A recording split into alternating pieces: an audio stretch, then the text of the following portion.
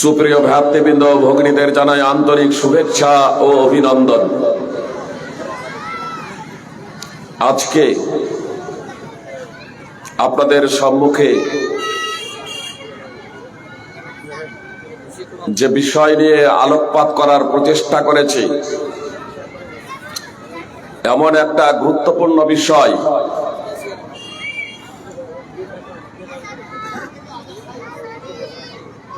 যে বিষয় সম্পর্কে আমরা জালসা বা খুতবার মাধ্যমে বক্তব্য শুনলে খুব কমই শুনেছি,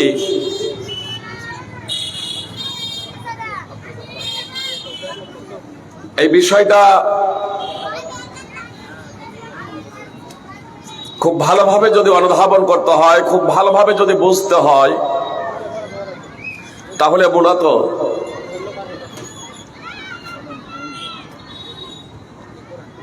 ব্ল্যাকবোর্ডের মাধ্যমে লিখিত আকারে ছবি অঙ্কনের মাধ্যম দিয়ে বোঝা একটু সহজ হয়। তারপরেও এই খোলা মঞ্চে জালসায় আপনাদের সামনে এই বিষয়টা পেশ করার সিদ্ধান্ত এজন্যই নিলাম যে আমরা জালসা অনেক শুনছি, বক্তব্য অনেক শুনছি, অনেক বিষয় সম্পর্কে আমরা অবগত। সাধারণত বক্তাগণ যা বক্তব্য পরিবেশন করেন, আলোচকগণ যা আলোচনা রাখেন, খতিবগণ যা খুতবা দেন, কম বেশি আমাদের প্রায় জানা। সমস্যা হলো ভালোকে ভালো বলে গ্রহণ করা আর মন্দকে মন্দ বলে ত্যাগ করা। এটা ছিল ঈমানের দাবি, সত্যতার দাবি, বাস্তবতার দাবি, কিন্তু আমরা তা করি না। কেন ভালোকে ভালো বলে বুঝতে পারি না, মন্দকে মন্দ বলে জানতে পারি না? আসলে জানার দুটা পর্যায় আছে। সাধারণভাবে বলবেন, ফাইজি সাহেব, আমরা তো সবাই জানি মদ পান করা মন্দ কাজ, চুরি করা মন্দ কাজ, জেনা ব্যভিচার করা মন্দ কাজ, অন্যায় অশ্লীলতা করা, গাল মন্দ করা, মিথ্যা কথা বলা, প্রতারণা, ধোঁকাবাজি, এসবগুলো মিথ্যা কাজ। তো আমরা তো এসবগুলো মন্দ কাজ, খারাপ কাজ। তো আমরা তো খারাপ কাজ সম্পর্কে কিছু অবগত। পাঁচ ওয়াক্তের সালাত আদায় করা, রমাদানের রোজা রাখা, যাকাত ফরজ হলে যাকাত আদায় করা, সাধারণভাবে দান খয়রাত করা, কাউকে কষ্ট না দেওয়া, জবানের এবং হাতের দ্বারা কারো ক্ষতি না করা, কাউকে বিদ্রোহ ঠাট্টা না করা, কারো প্রতি হিংসা পোষণ না করা, সদা সর্বদা সদাচরণ করা, সদা সত্য কথা বলা, আমরা ভালো কাজ সম্পর্কে অবগত। আসলে এ জানা আর দুটা স্তর আছে, একটা প্রকৃত জানা আর একটা হচ্ছে সাধারণ জানা। কোন বিষয় সম্পর্কে জ্ঞান অর্জন করার পরে যখন সেই বিষয়টাকে বাস্তবায়ন না করা হয়, তখন সেটা প্রকৃত জানা বলা হয় না। এ প্রসঙ্গে পবিত্র কোরআনের আয়াত সূরা বাকারা 2 নম্বর সূরার 102 নম্বর আয়াত আপনারা অধ্যয়ন করবেন, আপনাদের কাছে বিষয়টা স্পষ্ট হয়ে যাবে ইনশাআল্লাহ।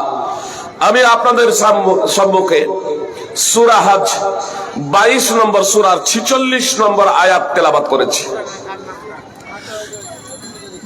প্রথমে আপনাদের সামনে এর ভাবার্থটুকু বলি। আল্লাহ তাআলা বলেন, আফালাম ইয়াসিরু ফিল আরদ, তারা কি পৃথিবীতে ভ্রমণ করেনি? ফাতাকুনা লাহুম কুলুবুন ইয়াকিলুনা বিহা, যে তাদের এমন হৃদয় হতো যার মাধ্যমে তারা বুঝতো।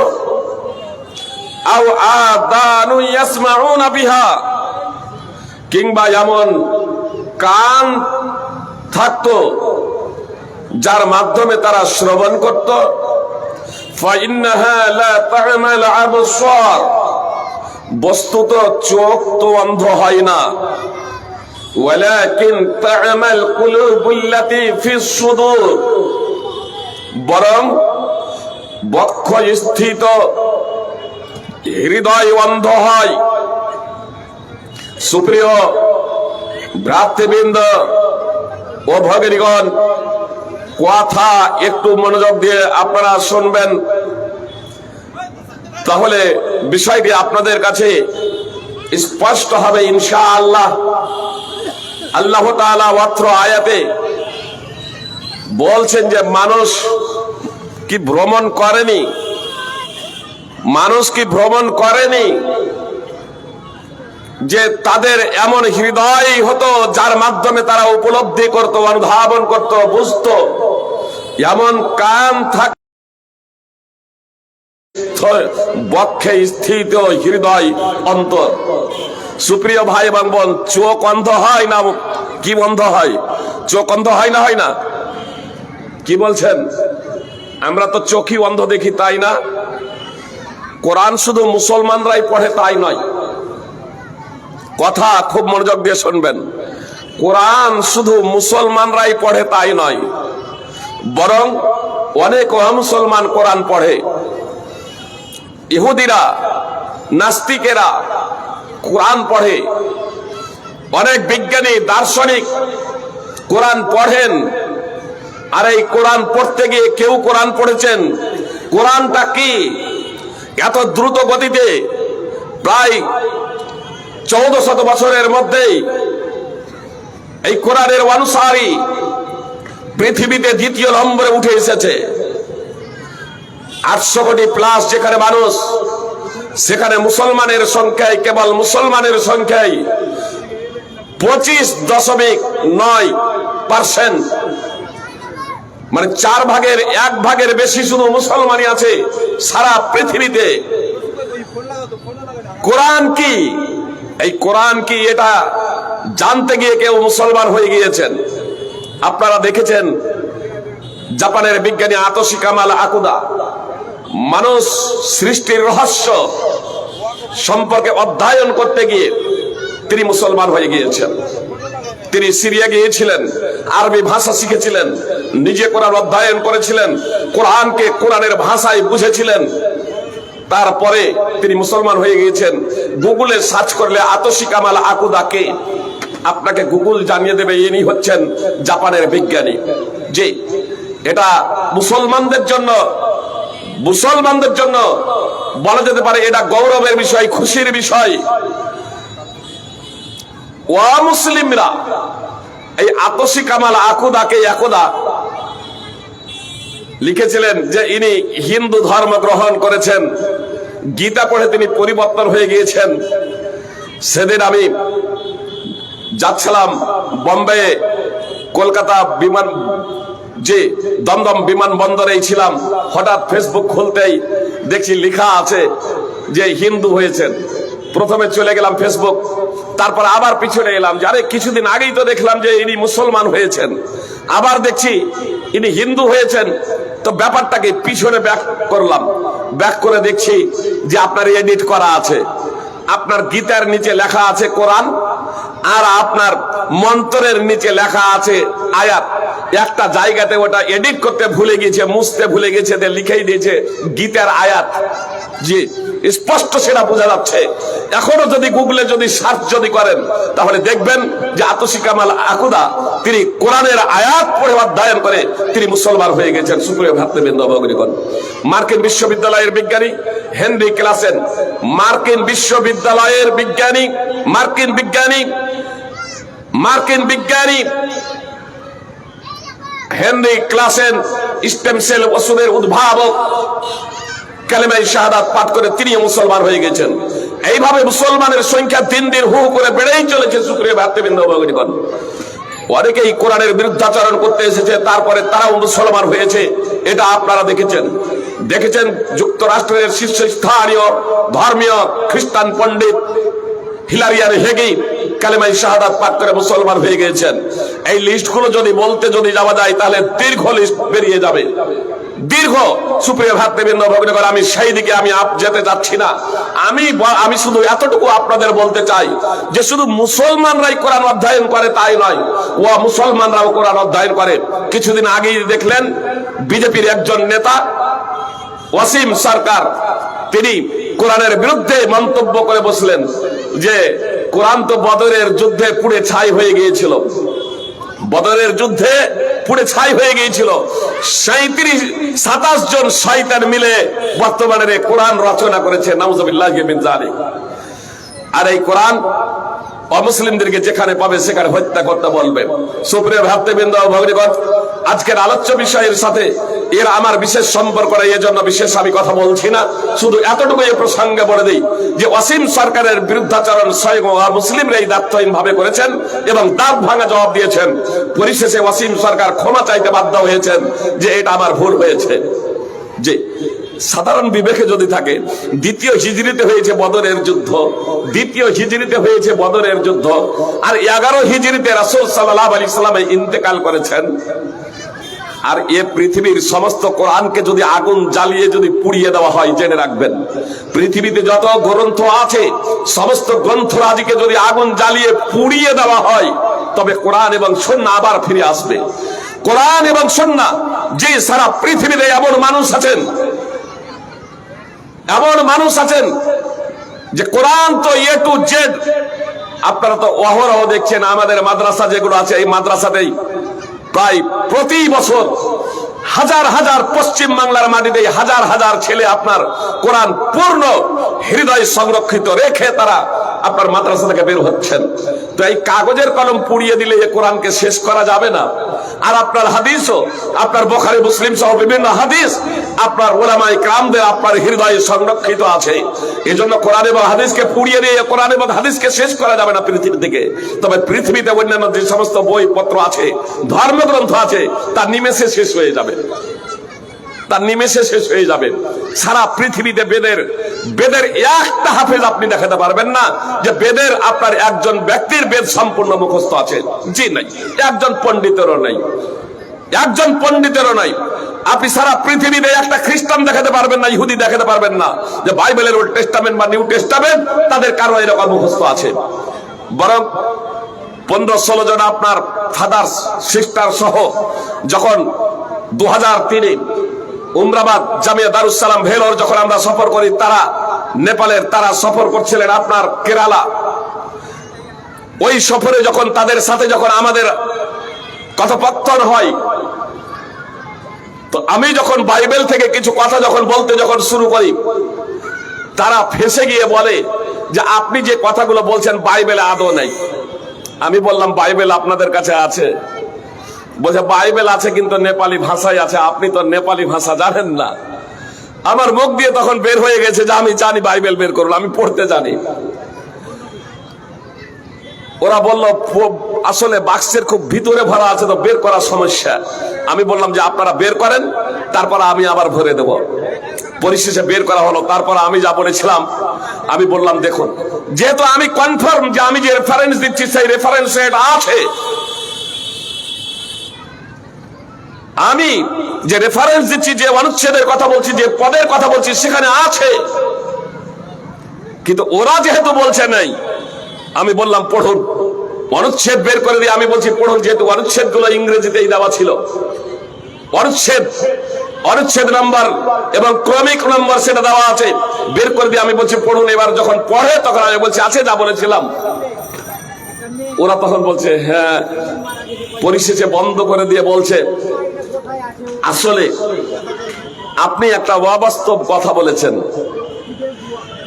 মানে আসল ব্যাপারটা ছিল যদি ইসলাম সত্য হয় তাহলে ইসলাম ধর্ম গ্রহণ করতে হবে, আর খ্রিস্টান সত্য প্রমাণিত হলে আমরা খ্রিস্টান ধর্ম গ্রহণ করব। এই নিয়ে মনে যারা কথোপকথন হচ্ছিল, যখন খ্রিস্টান ধর্মটা বাতিল প্রমাণিত হয়ে গেল, তখন তারা উল্টে আমাকে বলছে আপনি একটা অবাস্তব কথা বলেছেন। আমি বললাম কি কথা বলছেন? আপনি বলেছিলেন যে বাইবেল আমার মুখস্থ নাই। তো এ তো বাইবেল আপনার মুখস্থ পুরো। আমরা এতদিন থেকে বাইবেল পড়ছি, আপনি যে কথাগুলো বললেন এবং যেগুলো আমাদেরকে ব্যাখ্যা দিলেন, বারবার পড়া সত্ত্বেও যেন কখনো এই বিষয়গুলো আমাদের চোখেই পড়েনি, কখনো আমাদের চোখেই পড়েনি। আমি বললাম, আল্লাহর কসম করে বলছি আমি মিথ্যা কথা বলি নাই। এই বিষয়ে যে বাইবেল আমার মুখস্থ নেই, এই বিষয়ে আমার বাইবেল বাস্তবে মুখস্থ নেই। আমি বাইবেল মুখস্থ করিনি, আমি রিডিং পড়েছি, তবে একাধিকবার রিডিং পড়েছি। কোরআনই তো আমার মুখস্থ নেই, তো বাইবেল মুখস্থ করে আমি কি করব? কোরআনের মাহাত্ম এবং মর্যাদা রয়েছে, অথচ কোরআন সম্পূর্ণ আমার এ টু জেড মুখস্থ নেই, তো আমি বাইবেল মুখস্থ করতে যাব কেন? তারা বললেন যে আমরা আমাদের বড়দেরকে বলবো যে এই বিষয়টা একটু আমাদেরকে সুযোগ দেওয়া হোক। তারা অঙ্গীকার অবশ্য ভঙ্গ করলো। ও যাই হোক, বলা বাহুল্য, বলার লক্ষ্য এবং উদ্দেশ্য হলো যে একটাও বাইবেলের আপনার যার মুখস্থ আছে এ টু জেড একটাও পৃথিবীতে পাবেন না।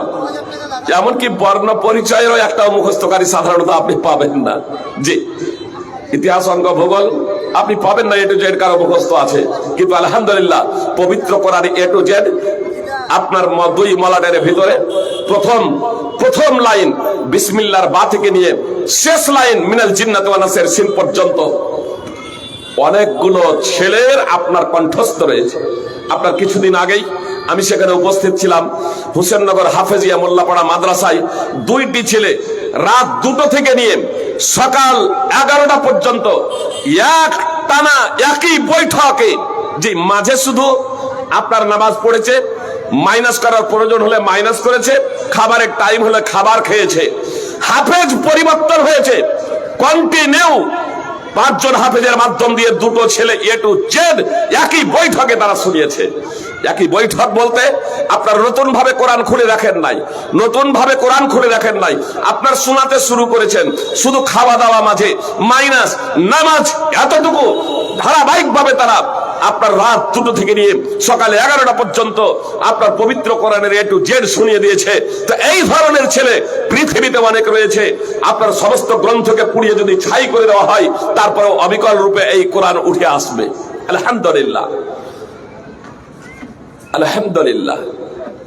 সেই কোরআন প্রসঙ্গে আজে বাজে অজ্ঞতাবশত মন্তব্য করার পরে সেই অসীম সরকার তিনি নিজে যেহেতু ক্ষমা প্রার্থনা করে নিয়েছেন, সেই প্রসঙ্গে আমি যাচ্ছি না। আপনাদের সামনে শুধু এই কথাটা এজন্যই নিয়ে এলাম, একটা পয়েন্ট এখানে এর আলোচনার সাথে সামঞ্জস্যশীল, যে আজ পর্যন্ত কোরআনের ভুল ধরতে এসে যে আয়াতগুলোকে বাহ্যিকভাবে তাদের দৃষ্টিতে ভুল মনে হয়েছে, ওলামায়ে কেরাম যখন ব্যাখ্যা এবং বিশ্লেষণ দিয়েছেন, তারা তাদের নিজেদের সংস্কার সংশোধন করতে বাধ্য হয়েছে। স্পষ্ট করে দেওয়া হয়েছে যে আয়াতের ব্যাখ্যা এবং বিশ্লেষণ সঠিক। আমার বলার লক্ষ্য এবং উদ্দেশ্য হলো, আপনাদের সামনে যে আয়াতটি ইদানিং আমি তেলাওয়াত করেছি, সূরা হজ 22 নম্বর সূরার 46 নম্বর আয়াত, এই আয়াতকে এত অমুসলমান পাঠ করা সত্ত্বেও, অধ্যয়ন করা সত্ত্বেও এখন পর্যন্ত কেউ বলতে পারলো না যে কোরআনের আয়াতটা ভুল, এটা ভুল।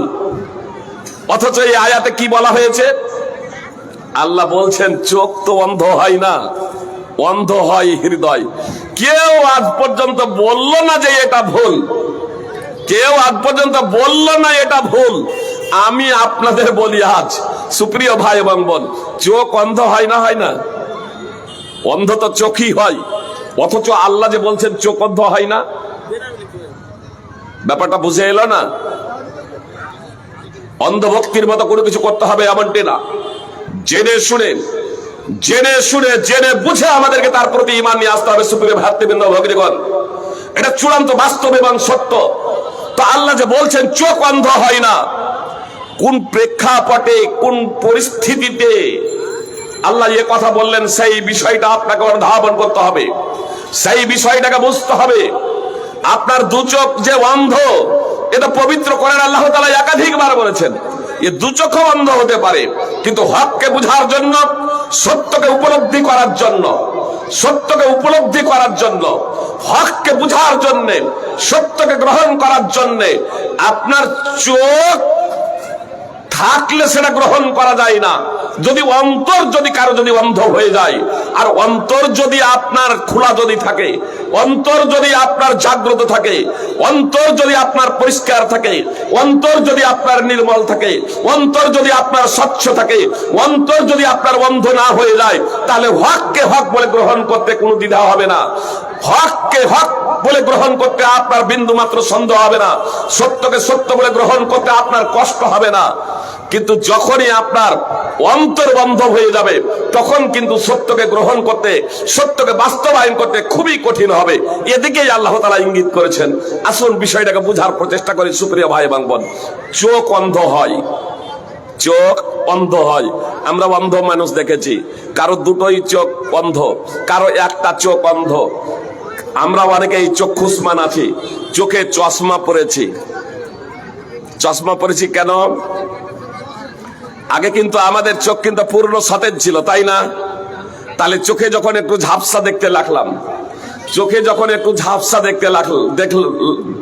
দেখতে লাগলাম, যখন লিখনিগুলো, ছোট লিখনিগুলো যখন বুঝতে এবং পড়তে পারি না, সঠিকভাবে দেখতে পাই না, তখন এই চশমার প্রয়োজন হয়। তাহলে চোখ খারাপ হয়, চোখ খারাপ হয়, এটা স্বাভাবিক। চোখ অন্ধ হয়, এটা স্বাভাবিক। চোখ অন্ধ হয়, অনুরূপ ভাবে অন্তর এটাও অন্ধ হয়। আসলে অন্তর বলে আল্লাহ তাআলা আত্মার দিকে ইঙ্গিত করেছেন। আত্মার অবস্থান হলো হার্টের সাথে, অন্তরের সাথে। হার্টের অবস্থান বক্ষে অবস্থিত অন্তরের সাথে। বিজ্ঞানীরা সাধারণত এতদিন পর্যন্ত বলে এসেছিলেন যে চিন্তা ভাবনা মেধার সম্পর্ক মস্তিষ্কের সাথে, ব্রেনের সাথে। চিন্তা ভাবনা, গবেষণা এর সম্পর্ক পুরো এই মস্তিষ্কের মাথার যে মগজ, এর সাথে সম্পর্ক। ইদানিং কালে বিজ্ঞানীরা কিন্তু ভাবতে শুরু করেছেন। 2021 সালে যুক্তরাষ্ট্র এবং যুক্তরাজ্যের বিজ্ঞানীরা প্রায় 30,000 মানুষকে নিয়ে গবেষণা করেছিলেন, এবং গবেষণা করে তারা দেখেছেন যে ব্রেনের সেলস হার্টেও রয়েছে 40,000-এরও বেশি। ব্রেনের সেলস হার্টেও রয়েছে, আর তা 40,000-এরও বেশি।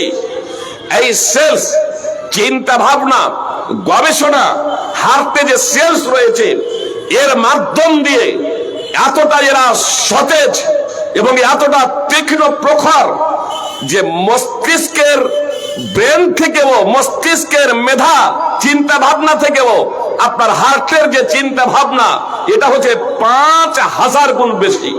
কত বললাম? 5,000 গুণ বেশি। ইদানিং বলছেন বিজ্ঞানীরা 5,000 সেলস রয়েছে আপনার হার্টে। আপনার 2022-এ যুক্তরাষ্ট্রের বিজ্ঞানীরা গবেষণা করে বললেন যে যার হার্ট যত সুস্থ, তার ব্রেন তত ভালো। যার হার্ট যত সুস্থ, তার ব্রেন তত ভালো। যার হার্ট যত দুর্বল, তার ব্রেন তত দুর্বল। এত দ্বারা কি বোঝা যাচ্ছে? ব্রেনের সম্পর্ক, মেধার সম্পর্ক, চিন্তা ভাবনার সম্পর্ক, গবেষণার সম্পর্ক কিসের সাথে? হার্টের সাথে।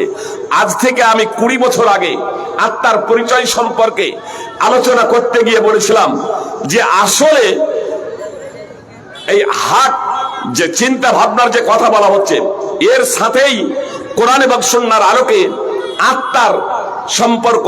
কিন্তু আত্মাটা এত সূক্ষ্ম যে আপনার বিজ্ঞানী বা কোনো দার্শনিক বা কোনো সার্জন সার্জারির মাধ্যমে এ শরীরের পার্টস গুলোকে আলাদা করে জড়িয়ে দিচ্ছেন, আপনার হাতে নিচ্ছেন, তারপরেও তারা এখন পর্যন্ত কোনো যন্ত্রের মাধ্যমে তারা দেখেছেন আত্মাকে এ কথা তারা বলতে পারেননি, দাবি করেননি যে আমি আত্মাকে দেখে এনেছি।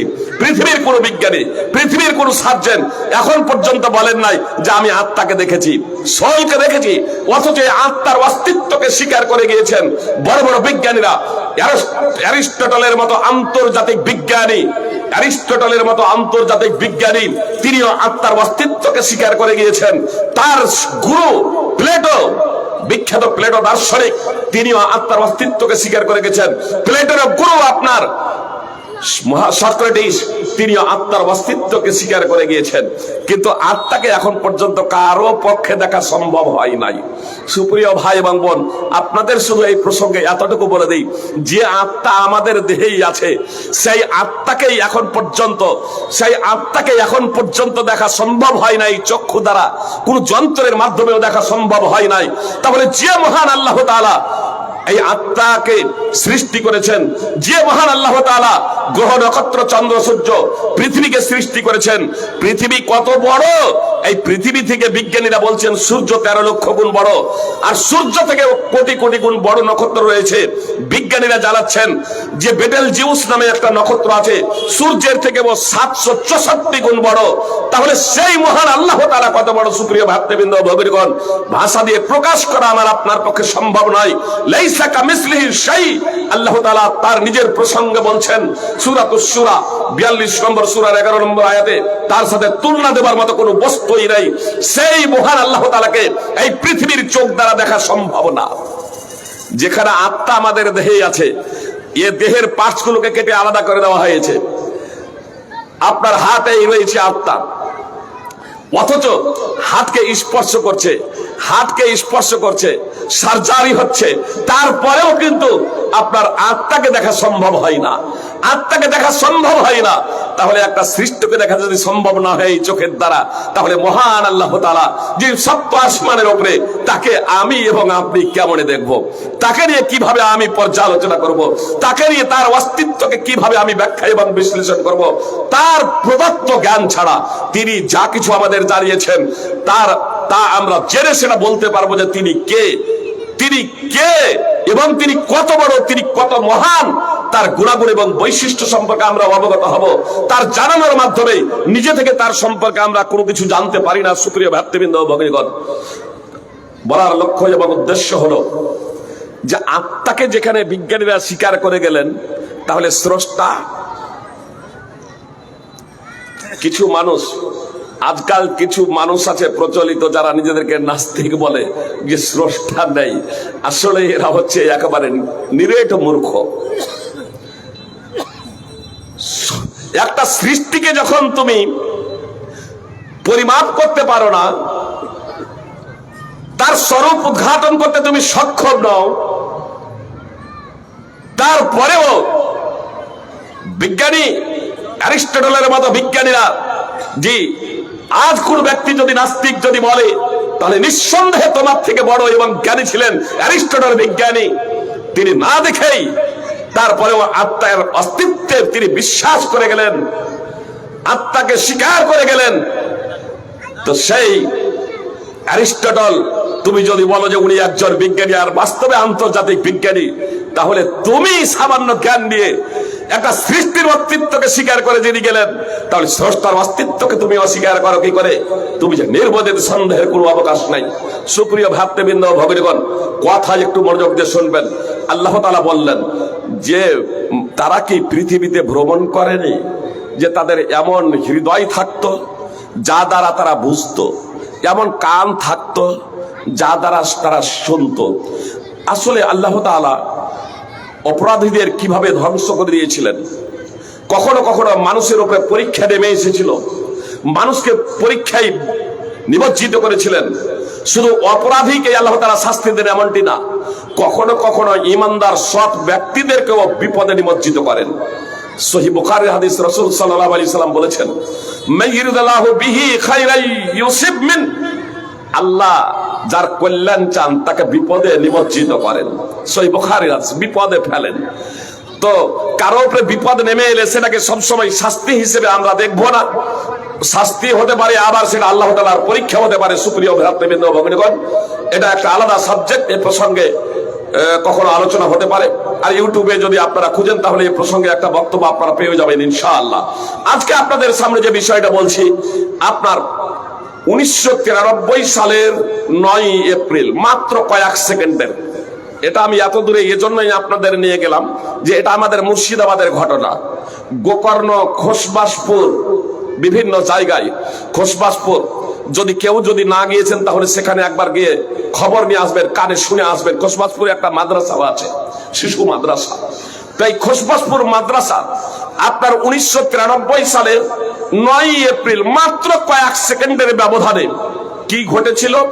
খোসবাসপুর মাদ্রাসার স্বয়ং ছাদ, সেটা 3 তলা না 4টা রুম ছিল, 4টা না 3টা রুম ছিল, একতলা বিল্ডিং, পুরো ছাদটা আর মাথার উপরে ছিল না। পাশে পুকুর আছে, পুকুরে আপনার সোজা করে দাঁড় করা ছিল। সচক্ষে দেখেছি এই দৃশ্য, পুরো ছাদটা পুকুরে আপনার দাঁড় করানো ছিল।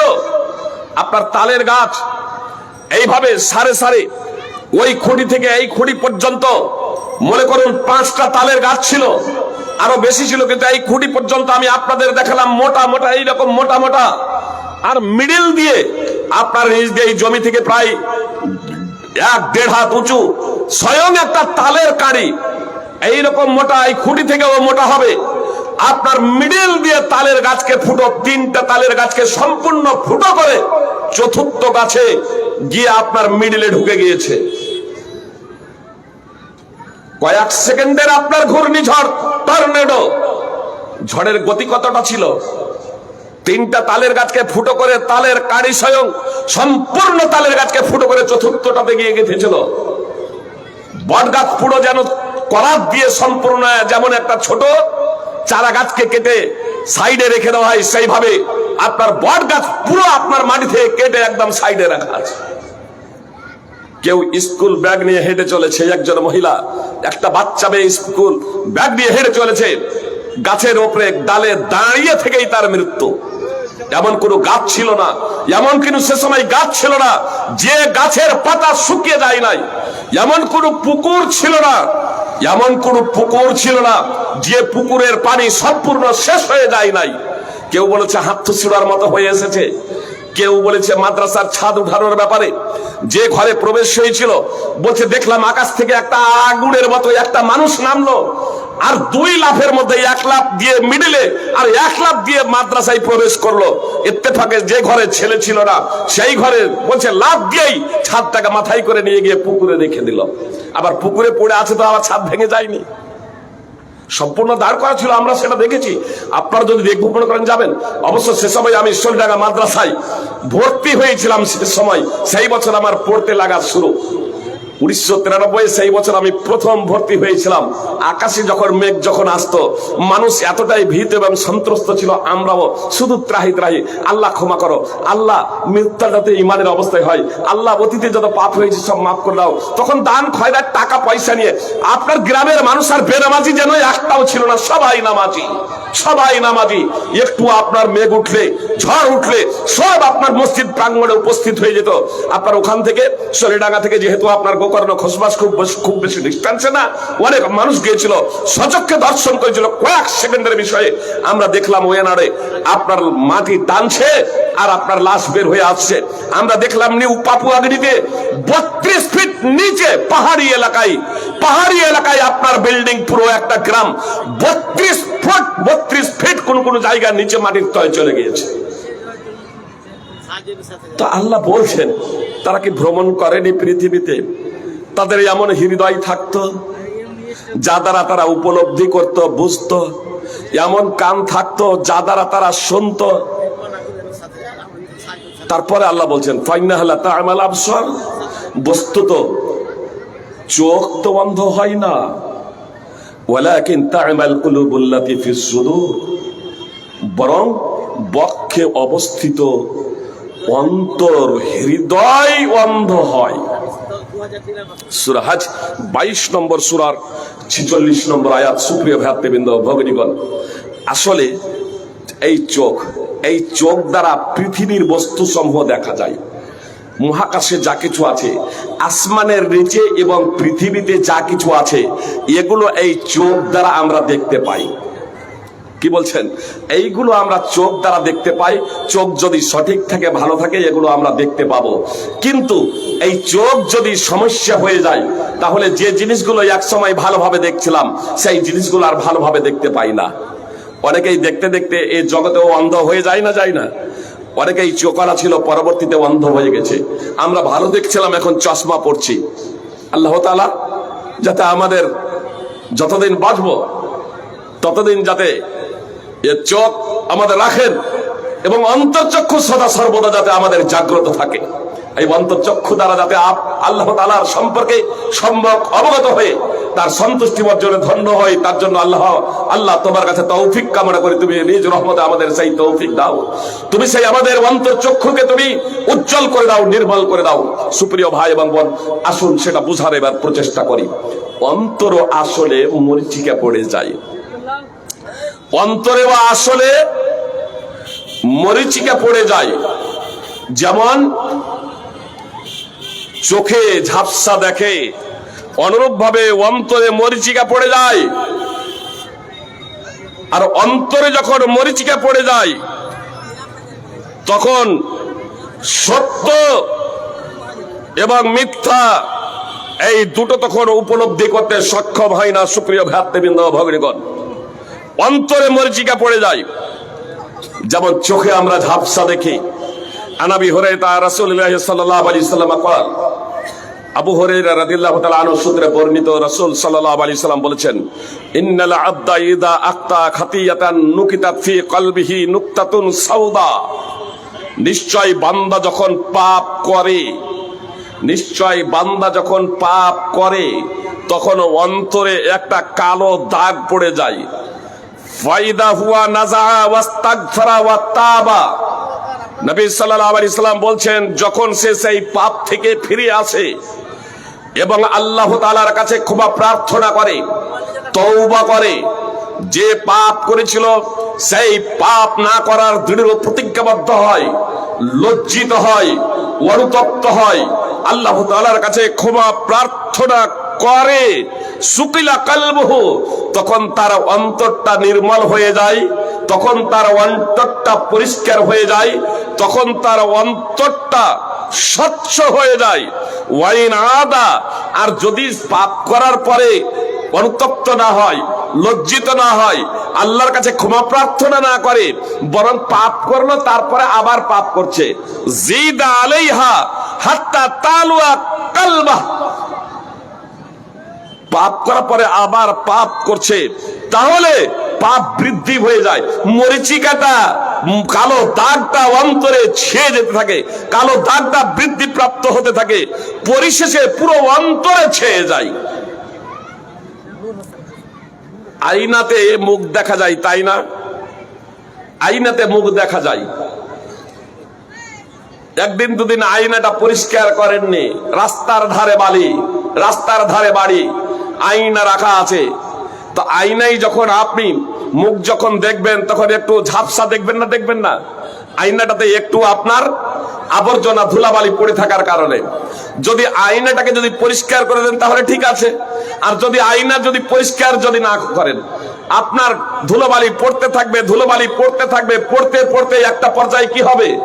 আরে মুখমণ্ডল আর দেখাই যাবে না, তাই না? তো মুখমণ্ডলে ঝামাঘুষি হবে না, মুখমণ্ডলে নানা ধরনের ক্রিম ব্যবহার করে হবে না।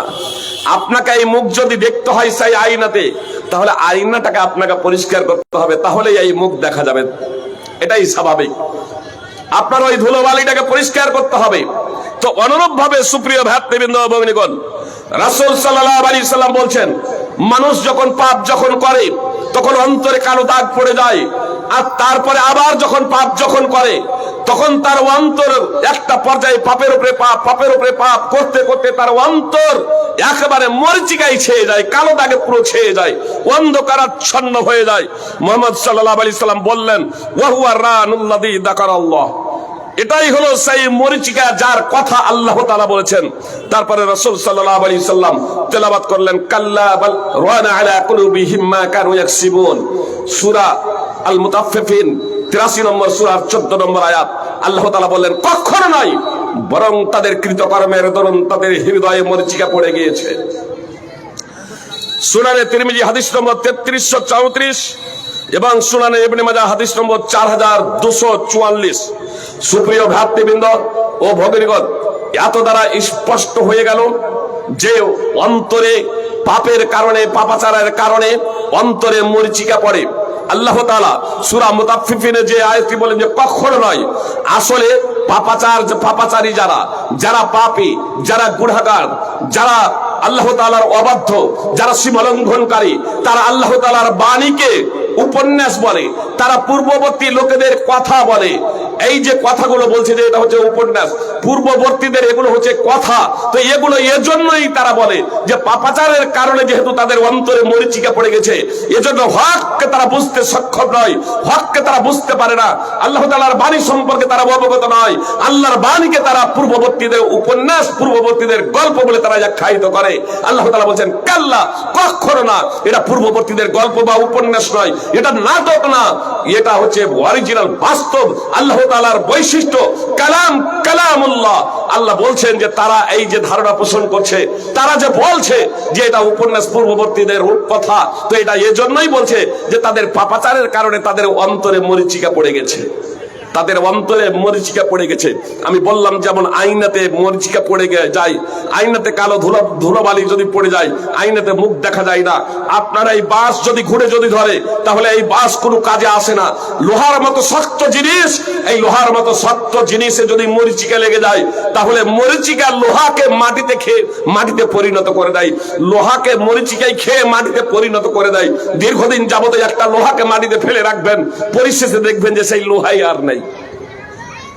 আপনারা বাস সম্পর্কে অনেকেই অবগত আছেন। কিছুদিন আগে আমাদের অনেকেরই বাসের বাড়ি ছিল।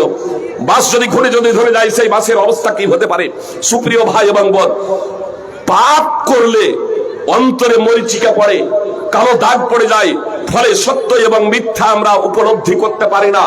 আজ এত জালসা, এত বক্তব্য, এত আলোচনা শোনার পরেও আমাদের অনুভূতি হয় না যে ভালো কাজ করি। এর অন্যতম কারণ হলো যে আমরা পাপের উপরে পাপ করেছি। কথা খুব মনোযোগ দিয়ে শুনবেন। আমার মা এবং বোনেরা বৎসরে 2টা ঈদ পড়েন, যারা 5 ওয়াক্তের বেনামাজি, বৎসরে 2টা ঈদ পড়েন, বৎসরে 2টা ঈদ পড়েন আমার মা এবং বোনেরা। আর মাঝাবিরা তো ওদের তো ঈদও নাই, জি ওদের ঈদই নাই, তো ওই জন্য ওরা তো ঈদও পড়ে না। আমার বেনামাজি তো একবারে পাক্কা বেনামাজি। আর যারা জুমার নামাজ পড়ে এরাও 5 ওয়াক্তের বেনামাজি। 35 ওয়াক্তের মধ্যে মাত্র 1 ওয়াক্তের নামাজ পড়ে। মুহাম্মদ সাল্লাল্লাহু আলাইহি সাল্লাম কি বললেন? মানুষ যখন একটা পাপ করে, অন্তরে কালো দাগ পড়ে যায়, তারপরে যদি তওবা যদি করে, অনুতপ্ত হয়, সেই পাপ থেকে ফিরে আসে, লজ্জিত হয়, আল্লাহ তাআলার কাছে ক্ষমা প্রার্থনা করে, তাহলে অন্তরটা নির্মল হয়। কিন্তু এ জুমার নামাজ পড়েছে, আসরের নামাজ ছাড়লো, মাগরিবের ছাড়লো, এইভাবে ছাড়তে ছাড়তে 34 ওয়াক্তের নামাজ ছেড়ে দিচ্ছে। এত কুফর করছে এবং শিরক করছে, এত পাপ, আরো অন্যান্য পাপ তো আছেই। আপনার মিথ্যা, ধোঁকা, প্রতারণা, হিংসা, বিদ্বেষ, আপনার গীবত, অপবাদ, চুগলখড়ি, এ সবগুলো তো আছেই শরীয়ত বিরোধী কার্যকলাপ। সুপ্রিয় ভাতৃবৃন্দ ভগ্নীগণ, কথা খুব মনোযোগ দিয়ে শুনবেন। বলবেন যে আমি তো নামাজি। সুপ্রিয় ভাই এবং বোন, অনেক নামাজি আছেন, জানছেন নেশাজাত দ্রব্য হারাম, নামাজ পড়ে বের হচ্ছেন, আপনার বিড়ি শুরু করে দিয়েছেন টানতে, বিড়ি শুরু করে দিয়েছেন। আলেম বললেন, বক্তা বললেন, খতিব সাহেব বললেন নেশাজাত দ্রব্য হারাম, তিনি নিজেও জানছেন যে এটা হারাম, আর তারপরেও পান করছেন।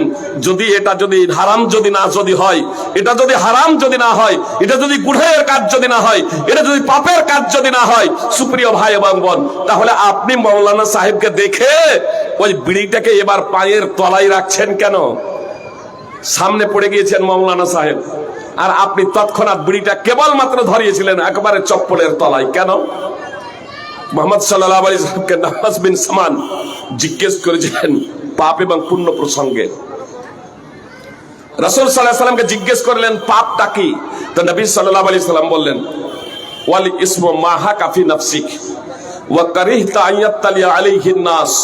পাপ হলো এই যা তোমার অন্তরে দ্বিধাদ্বন্দ্ব সৃষ্টি করে। পাপ হলো এই যা তোমার অন্তরে দ্বিধাদ্বন্দ্ব সৃষ্টি করে এবং তুমি অপছন্দ করো যে লোকে দেখে নিক, লোকে দেখে নিক, এটা অপছন্দ করো। বিড়িটা দিব্যি ধরিয়েছিলেন, জি, গুল দিব্যি করছিলেন, খৈনি দিব্যি কচলাছিলেন, কিন্তু মৌলানা সাহেবকে দেখে আরো খাওয়া আপনার হলো না, একবারে চপ্পলের তলায়। পাপ হওয়ার জন্য এতটাই যথেষ্ট। আল্লাহর নবী সাল্লাল্লাহু আলাইহি ওয়াসাল্লাম বলছেন এটা পাপ। সহিহ মুসলিমের হাদিস, সুপ্রিয় ভ্রাতৃবৃন্দ ভগ্নীগণ। তো পাপের উপরে পাপ আমরা করে চলেছি, ফলে হক এবং বাতিল যথাযথভাবে বুঝতে সক্ষম নয়, বুঝতে পারি না। সুপ্রিয় ভ্রাতৃবৃন্দ ভগ্নীগণ, আমাদেরকে হক যদি বুঝতে হয়, হকের যদি বাস্তবায়ন যদি করতে হয়, তাহলে আজকেই আমাদেরকে তওবা করতে হবে এবং সমস্ত পাপাচার থেকে আমাদের বিরত থাকতে হবে। কোন প্রকারের পাপাচারে নিমজ্জিত হওয়া যাবে না। নোমান বিন বাশির রাদিয়াল্লাহু তাআলা আনহু সূত্রে বর্ণিত, টাইম খুব বেশি নাই, কথা খুব মনোযোগ দিয়ে শুনবেন। নোমান বিন বাশির রাদিয়াল্লাহু তাআলা আনহু সূত্রে বর্ণিত, হাদিস খুব লম্বা, আমি শুধু শেষের অংশটুকু বলি। আপনারা দেখবেন সহিহ বুখারী হাদিস নম্বর 52 এবং সহিহ মুসলিম হাদিস নম্বর 1599, রাসূল সাল্লাল্লাহু আলাইহি সাল্লাম বলেছেন, আলা ওয়া ইন্না ফিল জাসাদে মুদগাহ। জেনে রাখো, দেহে একটা মাংসের টুকরা আছে, ইদা সালাহাত সালাহাল জাসাদু কুল্লু। তা যদি সঠিক হয় তাহলে সমস্ত দেহটাই সঠিক হয়ে যাবে। ওয়াইদা ফাসাদাত ফাসাদাল জাসাদু কুল্লু। আর তা যদি ব্যাধিগ্রস্ত হয়, তা যদি বিগড়ে যায়, তাহলে সমস্ত দেহটাই বিগড়ে যাবে। বিজ্ঞানীরা কি বললেন ইদানিং? যুক্তরাষ্ট্রের 2022 এসে 1400 বছর আগে মোহাম্মদ সাল্লাল্লাহু আলাইহি সাল্লাম বলে গেছেন।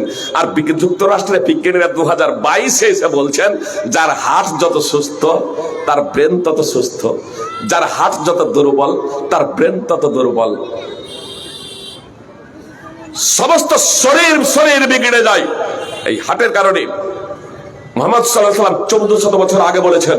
সুপ্রিয় ভাই এবং বোন, এই দেহের রাজা কিন্তু হলো এই হার্ট। এটা খুব ভালোভাবে জেনে রাখবেন আপনারা, যে হার্ট আলাদা, আপনার এটা খুব ভালোভাবে জেনে রাখবেন। হার্টেই আছে আপনার আত্মা।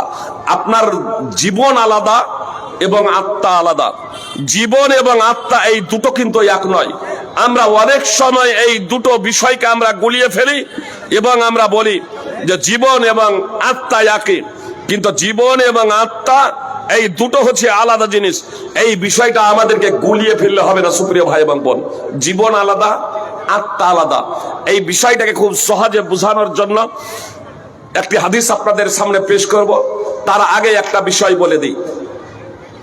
আমাদের সমাজে প্রচলিত ছিল, শিশু ভূমিষ্ঠ হওয়ার পরে যদি কান্না করে তাহলে তার জানাজা পড়তে হবে, আর যদি কান্না না করে তাহলে তার জানাজা পড়তে হবে না। এটা সঠিক নয়, এটা সঠিক নয়। আল্লাহ আশরাফুল হক রহমানী রাহিমাহুল্লাহকে জান্নাত নসিব করুন। যখন জানতে পারতেন তখন খুব সহজে সেটাকে গ্রহণ করতেন। কাউসার মাদানী এখনো বেঁচে আছেন, তিনি আমাকে ঘটনাটা বলছিলেন যে একদা কয়েকটি বিষয়কে কেন্দ্র করে উনি আমার উপরে চরম রেগে গিয়েছিলেন। আমি হচ্ছি তার শিষ্য, আর তিনি থাকতে তার মধ্যে এটা হচ্ছে একটা মশলা, মানে 4 মাসের পরে যদি কোনো শিশু ভূমিষ্ঠ হয়ে যায় তার জানাজার নামাজ পড়তে হবে। কাউসার মাদানী ফতোয়া দিয়েছেন, একটা লিফলেটও আপনার গুমানে শেরকুর মাদ্রাসা থেকে বের হয়ে গেছিল সে সময়। আর এবার আশরাফুল হক রহমানীর রাহিমাহুল্লাহর ফতোয়া ছিল যে না, যতক্ষণ ভূমিষ্ঠ হওয়ার পরে কান্না না করলে তার জানাজার নামাজ পড়া হবে না। কাউসার মাদানী বিষয়টা যখন জানতে পারলেন, তখন তিনি আহকামুল জানায়েজ আল্লামা নাসিরউদ্দিন আলবানীর বিখ্যাত